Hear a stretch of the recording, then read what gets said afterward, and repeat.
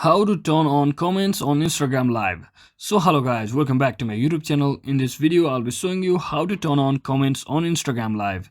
So if you are also going live on Instagram, first just click on this plus icon over here and just click on this camera icon over here and then just select this live option, and you can also set out your friends to whom you wanna share your live with, and just click on this live button and you should be going live in just few seconds, just like this.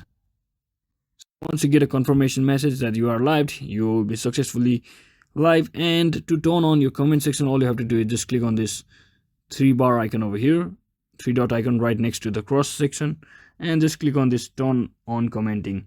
So as you can see, currently I have enabled, so which means it's showing me turn off commenting. So in your case, if you have turned it off, you can just click on this turn on commenting and you should be successfully turned on your comments under your live section. So that is it guys. I hope this video was helpful. If it was, don't forget to like and subscribe to the channel. See you on the next one.